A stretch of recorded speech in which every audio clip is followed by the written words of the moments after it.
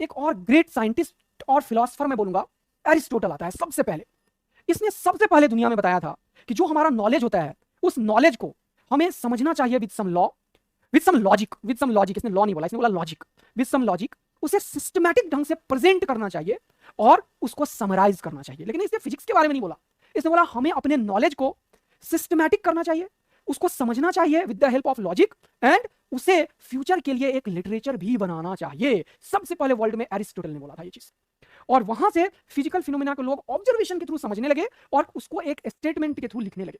उसमें एरिस्टोटल का सबसे बड़ा योगदान रहा। लेकिन एरिस्टोटल सिर्फ ऑब्जर्वेशन से चीजों को देखता था। अब एरिस्टोटल जब ऑब्जर्वेशन से देखता था तो धीरे धीरे धीरे प्लेटो का उस टाइम पे एक इंस्टीट्यूट चलता था, स्कूल चलता था।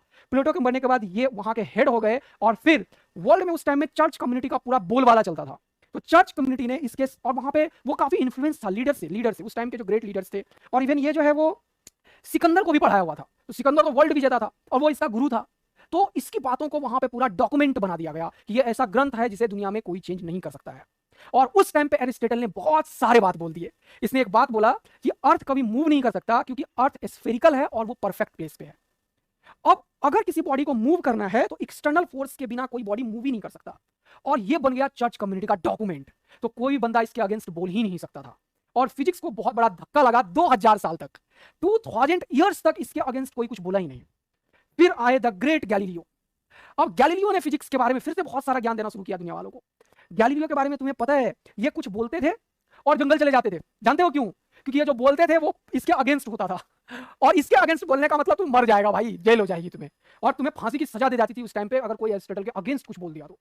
लेकिन गैलीलियो को हिंट मिला एक साइंटिस्ट से जिसे दुनिया नहीं जानती है, निकोलस टेस्ला की बात नहीं कर रहा हूं। वो एक साइंटिस्ट था निकोलस, जो कि जीवन भर काम किया और वो ये सोच लिया था कि अर्थ मूव करेगा।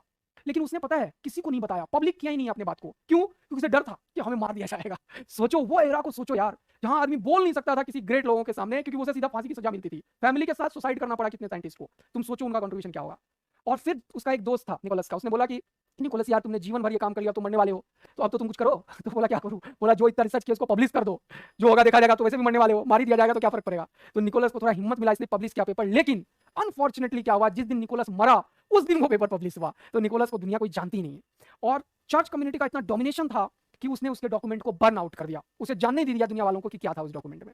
सोचो क्या होता था उस टाइम पे। उसने जीवन भर में ये चीज सोचा कि नहीं, एरिस्टोटल गलत बोल रहा था कि अर्थ रुका हुआ है, अर्थ मूव कर रहा है, उसने ये चीज सोच लिया था। लेकिन उसके बाद आया गैलीलियो। गैलीलियो को हिंट मिला कहीं ना कहीं निकोलस से, और इसने एक बहुत बड़ा चीज सोचा कि प्लेटो अगर बोल रहा है और ये फिजिक्स की बात है तो हम इसे एक्सपेरिमेंटली समझ भी सकते हैं।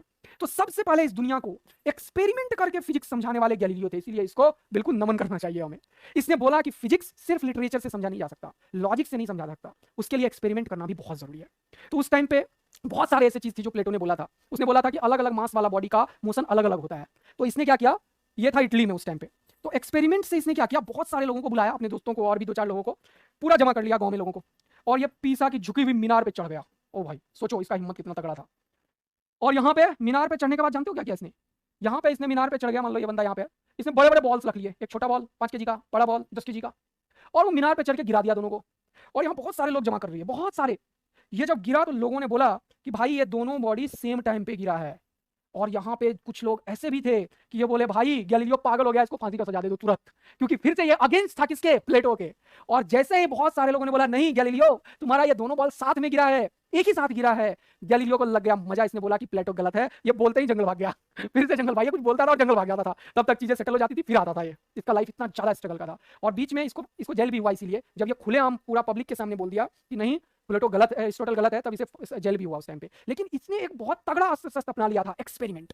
तो लोग बोलते हैं ना, जब बोलने को क्या, जब दिख रहा हो तो उसे बोलने को क्या। तो ये एक्सपेरिमेंट कर करके दुनिया को दिखाता था कि देखो प्लेटो गलत कैसे है, एरिस्टोटल गलत कैसे है।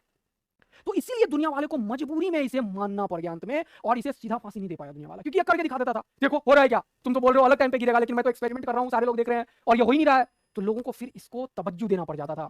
और फिर इसने एक बहुत बड़ा एक्सपेरिमेंट किया बॉल को लेके, और इसने एरिस्टोटल के इस स्टेटमेंट को गलत ठहरा दिया कि एक्सटर्नल फोर्स की आवश्यकता नहीं होती है किसी बॉडी को मूव करने के लिए, और पूरा फिजिक्स और वर्ल्ड पूरा हिल गया।